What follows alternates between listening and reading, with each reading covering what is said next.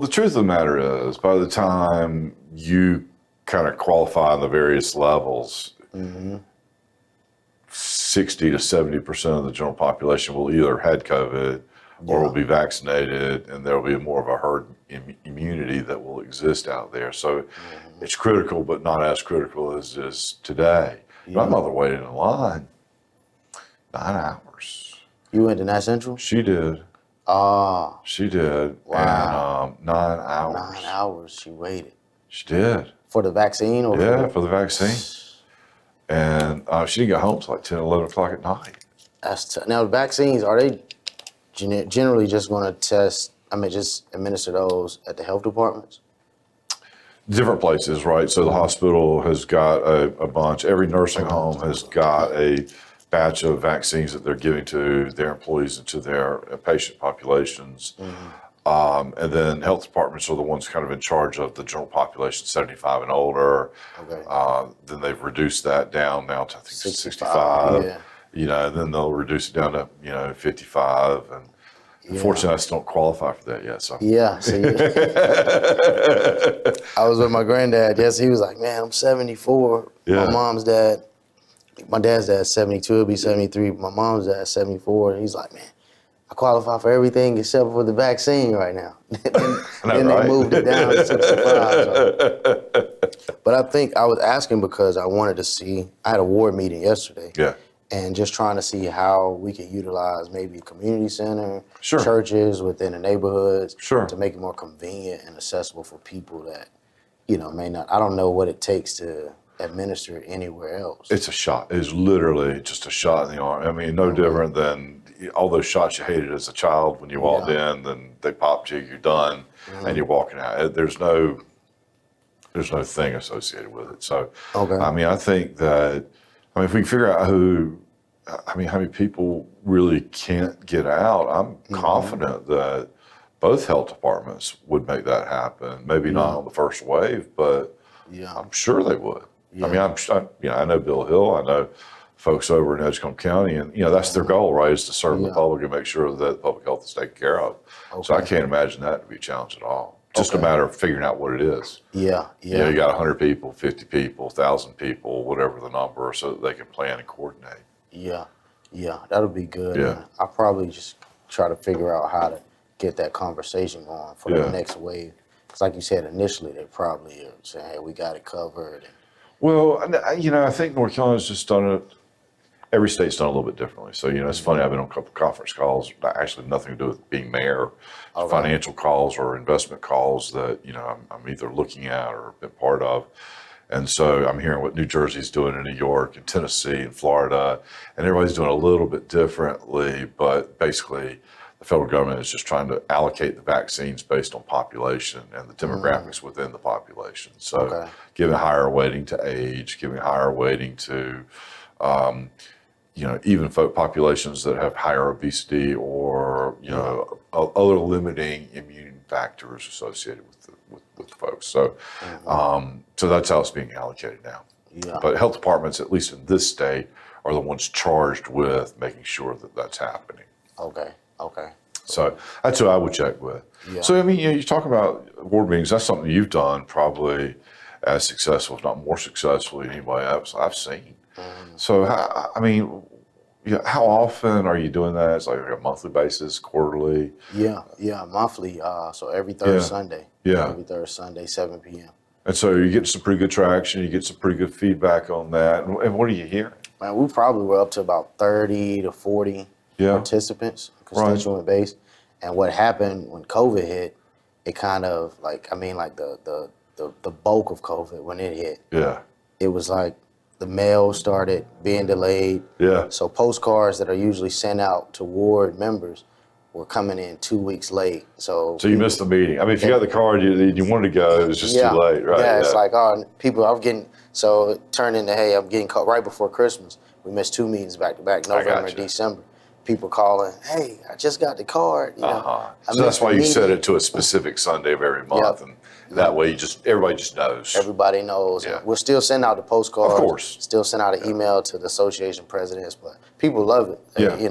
They get to just thrash me with concerns and questions, man. I mean, from you can think of it could be from the smallest to the Yeah. largest. Well, what are you hearing? I mean, what seem to be the biggest issues in your ward? And certainly I know I'd love to hear your perspective on the city too, but Some of the biggest issues are pretty much code enforcement Okay. for houses. You know, really, okay. yeah, homeowners being able to figure out, hey, what do we need to do about a neighbor that doesn't take care of their property? And, Right. it's becoming an eyesore Right. to the community. That's huge. Speed bumps are huge. Gun violence is huge, and not gun violence just from the sake of murder rate and statistics Right, like that, right, but right, right. just hearing gunshots in Sure. general. So all of that is just playing a toll, and that's really kind of the bulk of what I hear most. Well, I mean, I think that's plenty. Don't just Yeah. come and play full. Yeah, yes sir, yes sir.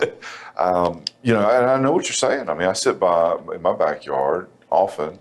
We got a little fire pit back there. You've had a chance to come back, and it's not unusual for my wife and I to have a cocktail, sit by the fire, and hear pep, pep, pep, pep, pep. Yeah. And the thing that's concerning to me is that even if I'm not discharging at something or someone, the round can travel Yeah, several miles and just get embedded. People die from that from time to time. And it's a little frightening.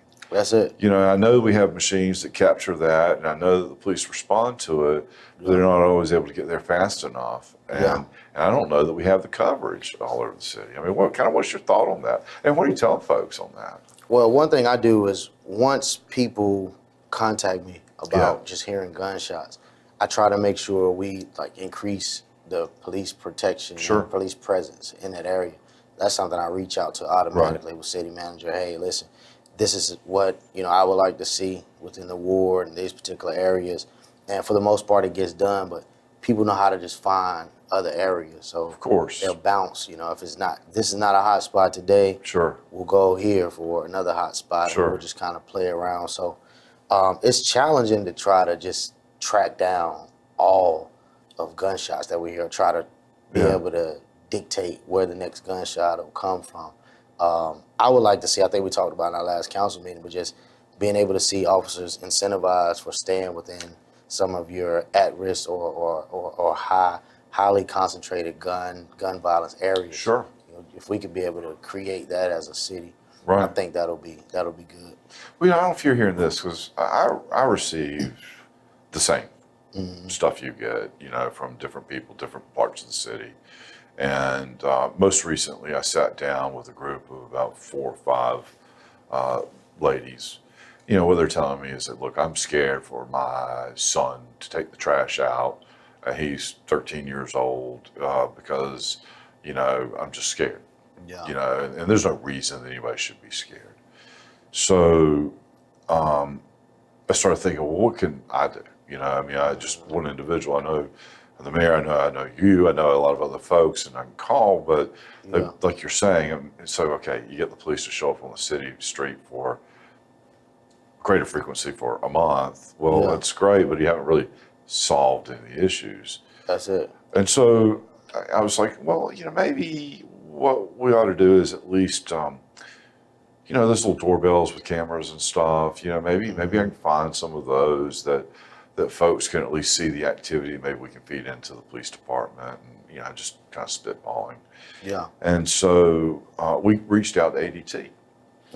ADT said, you know what, we give you, I think it was 3 to 5 or 6 of these and just let you install them. We're going to give you the equipment. If you can get them installed, and I'm thinking, well, maybe I can find somebody who'll also do that to install them. Then maybe you have some images, and these individuals, while that's not going to protect them, at least will give them some record of traffic patterns or whatever that the police can then utilize. So we did all that, great success. But at the end of the day, those same individuals didn't want to come back. They were intimidated by the notion of maybe having that or maybe being singled out. So that was something I didn't anticipate. Yeah. I didn't know if you're hearing that from folks, and if that's the case, that's probably something that we need to address. And I don't necessarily have the answers to that. Just didn't know if you were sharing some of those same conversations. But I think that's there are many solutions, Yeah. to Of course, that. of course. And that's not necessarily a solution. That's just a data point, an aid, a help. It's not Yeah. designed to be the Lord. If we could fix it with technology, that'd be cheap, That'll right? be it. Yeah. That's like, that wasn't the point of the story. But the story was that folks, while they, wanted some help and some assistance and some something to maybe kind of change things, but when it got down to it, they got kind of cold feet at the end. That's Yeah. really sort of the point of the story. So as a result, I have 5 of these things sitting in my office. If you know anybody in your ward who needs them, I'd love to get them out so Yeah. they at least have those images, which I think would be Definitely helpful. Definitely. I know my wife would love one. There you go. Perfect. So There you go. We'll be one of the 5. We try. We want to try. Yeah, but a lot of people, they do, and this is kind of off topic from gun violence, but there was a lady that called about, her neighbor's dogs being in her yards. Right. She's like, hey, I don't want to be the one that's known for being the barrier of this news just because of the act of retaliation. Sure. And a lot of people fear that. So I think one thing for me is I like to address the whole male development concept Sure. in programming as a means of solution. Like I said, there are many solutions, but Yeah. I just try to look at the grassroots cause and the basis of saying, hey, if we can offer something to our young people, Low hanging fruit, we'll call it. That's it. That's it. So let's talk about that. I know that's a passion for you. Yes, because sir. you and I have had a lot of conversations on it. But where do you see the need? Let's just define the need first. Yeah. And then how do you go about trying to address it, and how can the community help participate in that? Because it's not just a TJ Walker, crusade. Let's try to find all the win we can to help on that sale, because it's something that's important to all of us. That's it. So my philosophy is just, hey, we have males in the community, within Sure. the community, but we also have a shortage of a male presence in our homes. We have a lot of Sure. single family, single parent homes. So you have a lot of young people, a lot of young males being raised by the mom, and there's nothing against that. No. But they also need a male presence, whether it's a mentor, whether it's a coach, a friend, or Right. a teacher, whatever the case may be. So through my philosophy of saying, hey, listen, let's create programming to where we have a male development focus, where we're specifically targeting at-risk male within the community. We're pairing them up with mentors. We're creating development for them as far as their social skills, as far as academic achievement, trying to narrow academic achievement gaps. Let's figure out what we can do, and then let's expose them to things beyond, because a lot of times it's easy to find yourself prey to the streets because it's an easy exposure. Sure. If you just walk outside, if you walk to the corner of your neighborhood, you'll always be exposed to that. So if we can take that and turn it into a positive, be able to create exposure for our young males within the city, I'm a firm believer on standing behind it. And I think with the community support, funding is always needed. Resources are always needed to be able to provide the exposure, even Of within course. the city. This summer, we did a summer camp this summer. Well, I wanted to go down that road because I knew you had. Yes, sir. Let's talk about that, because how you identify the candidates, and then kind of what's happened with them. Sort of some stories. The beginning and kind of how that's working, and the impact that you're seeing, because that's something I don't want you to jump over. I think that's the crux of it all. Yeah. Like you said, and that's the crux of the matter, is really get into the root and the need. So we put together a summer camp, 6-week, in the midst of COVID. Right. We only narrowed it to 20 kids. We had it at Ebenezer Baptist Church. Okay. Again, with my grandfather as pastor, and I thank them for allowing us to host it there. But what we did, we made sure we had contact with parents every day. So we contacted parents. That way it's not just, like you said, a TJ or, a J. Kelly Walker who helped me with the camp. It's not Sure. just us with the kids, but it's a community event. We had Rashawn McMillan that put together a cookout to be able to raise funds. We had the STEP organization that donated about $1,200 to $1,500 for kids for the camp. Just people from all over. I hate to call names because I'll miss, but people I know. They poured in, the resources Sure. poured in. What we did, we took the kids from 8 a.m. to 6 p.m. And I know that seems like a long time, but when you look at the time the kids are in school and the time that an after-school program lasts, that's generally that time a kid has Monday through Friday away from home. Right. So we took the same time frame and we just developed a curriculum to where we exposed them to African American history beyond what they're taught in school. We exposed them to different type of trades and career opportunities. We brought in Black, white, Asian, all type of individuals to come in to be able to speak about what they do for their careers to give that exposure. Then we also taught discipline mechanisms. We taught career and character building traits throughout that 6 weeks, and constantly followed up with the parents every Sunday. Had a meeting with parents before the new week to say, hey, listen, this is what's going on, this is what we learned. And then at the end of the camp, had the kids go about and compile all they learned. We gave them a Black man's pledge, which is basically a creed that they should know as being a Black male within society today. We gave them all of those components, pieced them together in that 6-week program. And man, I mean, kids they were going home saying, hey, this is the best camp I've ever been to. Sure. And we had kids from all over the community. The way we identified it is we use social media as marketing. Okay, all right. And we just allow parents to reach out if they felt their child would benefit from the program. So moving forward now, the next step from that, and we still have communication with those parents. I'm sure they'll be coming back this summer. Sure. We're looking, even with COVID, we're going to try to double that from 20 to 40 with our population. But we're pushing that even a step further by moving it into the school system, partnering with the school system. We're going to partner with Rocky Mount Middle, start with 5 kids, do the same concept. Hopefully they'll allow us, we're supposed to begin in February. So if they approve, they'll allow us to have the kids all day, and then we'll have them again for after school. We basically run the same concept, but we'll be able to monitor their class participation and class engagement while they're going through their class. And so I believe our new superintendent's calling that a gentleman's agreement, I guess, and you're partnering in associated with that gentleman's agreement initiative. And I'm sorry, I didn't mean to cut you off, but I'm excited about that too, that you have somebody in the public school system also recognize that same issue and is trying to partner with individuals like you and organizations like you. So I'm sorry, you were on a roll there, you're on a cadence, you go back to it. I just wanted to insert that. That's it, man. And the school system is big on social and emotional learning. Right. So we have a component dealing with that, basically teaching kids how to identify themselves, how to identify their own behaviors, how to be able to interact with other individuals.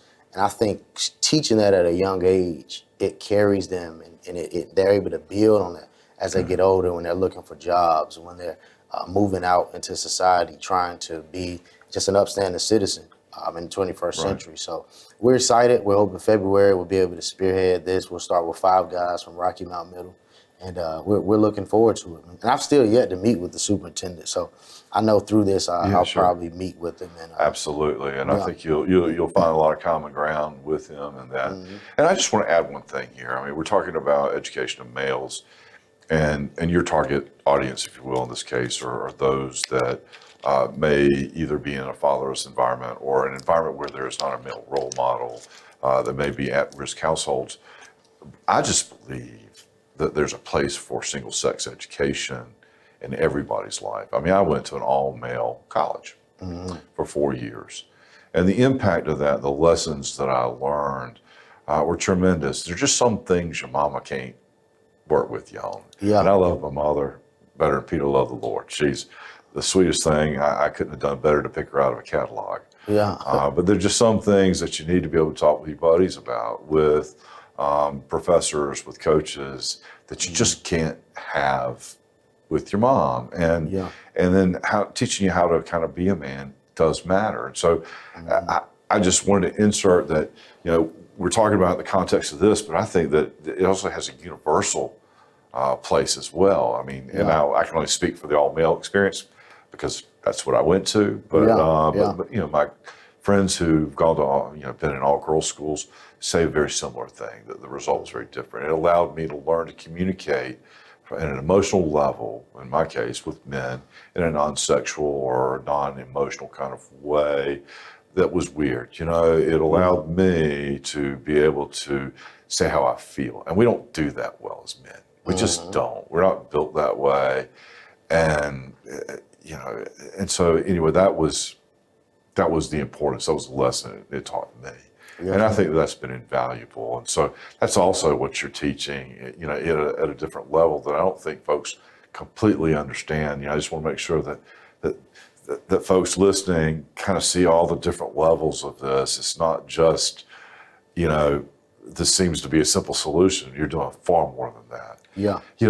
And I know also you work with a bunch of kids at Williford too, or have off and on. And so, so not only with your summer camp, not only what you're planning to do to partner with, but, describe that experience a little bit, because, that's again, a great need, great service. I appreciate you doing all of this, Yes, because sir. it is about the community. It is about raising everybody up and giving opportunities where we can. And I think we're all charged with that responsibility. Yes, and I sir. appreciate you taking up the mantle. Yes, sir. I appreciate you too, being able to support and offering that support. And so with Williford, just being in the heart of the community, Williford is in the heart of Ward 4. Right. So anytime I'm in the community or out in public, the kids generally stay in the same area. We all stay in the same neighborhoods. So they'll see me at the gym, or, they may see me at church, or just may see me popping up in the school. So what that does is just creates a culture of just familiarity of seeing me. And from that, they began to say, hey, listen, we're seeing you. And with them having that familiarity of seeing me, I just took it upon my shoulders to say, hey, listen, I've got to make sure that I'm trying my best to be a positive role model and to be a light, for what I feel like God would want them to see through me. So, just being around really with Williford, we hadn't necessarily had anything structured together. It was more so just being present and being familiar. And we'll go to South Rocky Mount Gym and we'll work on some things after school with different type of basketball training, or just playing pickup with kids, or being in the computer lab, just being in the community and being Building a present. relationship. That's it. It was. I've said it a million times. I'll say it another million. Man. Even my mother said, "God died for a relationship. Jesus died for a relationship." It's that important, Yes, sir. And it doesn't seem like it is, but it's that important. It is. And those kids, they long for it. Sure. They long for a relationship when they see people out in the community. You'll see kids just come out. They constantly see you around, and they're like, hey, you're around. They want to get to know you. Sure. So you really don't have to do much. Just be. Be present. Just be present, man. There's so many Show kids up, coming man. to the house. Hey, can we rake the yard? And Yeah. you have any snacks today? And what do you have for us to do? Anything you need us to do? And there's so much just comes and can be birthed out of presence, man. Like you said, relationships. So Right. that's one thing that definitely spearheaded from that. Is got a group of young men, the Power Drive Starling Way area where I stay, and they just took off, man, with entrepreneurship, just with their own raking business. All right, let's talk about that, because And I'm an entrepreneur. I'm a sucker for that. So Yes, sir. I want to hear about that, because Yeah. that teaches work ethic. It teaches the impact. There's a cause, there's an effect, there's a benefit, there's a positive consequence associated with it. You got to manage your time, and it creates money. So there are a lot of lessons that I believe are learned through just working, And so I want to hear about this. Tell me about the Powell Boys and the brigade and all that. Oh man, so when I first moved into the ward, there was an incident where my son had the scooters on the porch, on the front porch. It's not screened in, none of that. And one day, they were like, "Hey, Dad, our scooters are gone." So I'm like, "Oh wow," They were just there yesterday, so let's figure out. So a couple of the guys from the neighborhood, younger boys, came in. They were in the house playing the game. They eventually told, "Hey, we took the scooters." So from that conversation, they told it. They told, they told my sons, it's like and like you said, in relationship, in conversation, they're playing the game, and probably didn't even realize they had told on themselves. Right. That's kind of where I was going with that. in the midst of just playing, having fun, and just feeling comfortable in the house, And Right. So, once I heard it, I went in like, hey, let's get to the bottom of this. Yeah. And there was a lot of, at that point, it was like, no, this is what happened, that what happened. So we ended up solving that. Right. And end up saying, kind of teaching the lesson of, stealing, and, why it's important to, if you want something, ask for it, work for it. Right. And from that, they just started coming around saying, hey, listen, do you have anything that we can do, to earn money? Do you have anything we can do? So from that, I'm like, hey, it was hot, I think, at the time. I don't think they had a lawnmower. But I'm like, let's look and see what can you do. Can you pick up some trash? What can you do around it? What do you see in the neighborhood? What can you go door to door to ask that what needs to be done? Right. And they just picked it up, man. Before I know it, it was powerful. like raking leaves, and they would come, and then from that, it's like they would come and try to flash their money out, and then I had to teach them about, hey, listen, don't show your money. Look, keep your money up.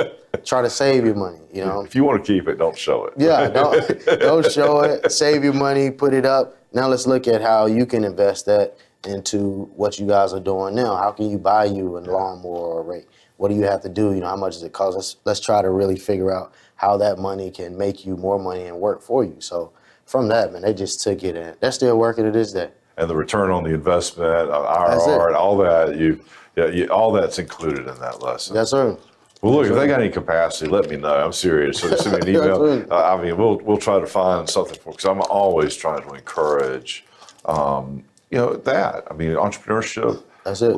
Most people think that jobs are created by, the GEs of the world, and they are, and Ford Motor Company and all that. Yeah. But the vast majority have 50 employees or less, which really means at the end of the day, we're working for ourselves. That's it. And the sooner you learn that, sooner you figure that out, I think the better off you are, really. Yes, sir. Yes, sir. Yep. So that's one thing too we want to instill through WeFit and through our programming is entrepreneurship, and to be able, that's that exposure piece. And Right. you may not want to go to college, or you may not want to take up a trade, or you may not, but after high school and even at this level right now, what can you do to work towards what you want to do? So there have been many successful people in my life that didn't have high school graduation. Mm-hmm.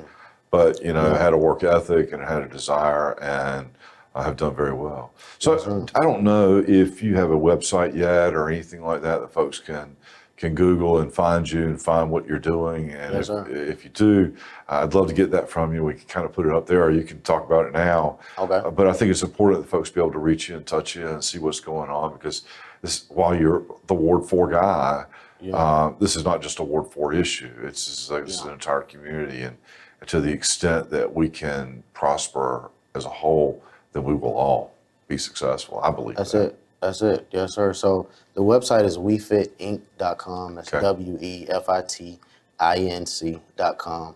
Wefitinc.com. And we're on social media at WeFit Inc. You can look it up, all social media outlets. And our email address is wefittm.com. It's WeFittm.com. Man, I appreciate you, Councilman, for being here. I appreciate all you're doing. Yes, sir. And thank you for this conversation. I mean, I always enjoy when we get a chance to get together. Yes, sir. Listen, I appreciate the invite, and what's better than today, most historical day, Dr. Martin Luther King Day. Amen to that. I know he's just smiling down right now, being able to see a white mayor, a black councilman sitting at the table. That's what it's about, right? That was the dream. And working together, trying to achieve the same thing for the benefit of the whole. That's it. And that is the message. Yes, sir. Yes, sir. And I appreciate you for living and carrying it out. Thank you. Thank you, man. Appreciate it. Yes, sir. Thank you.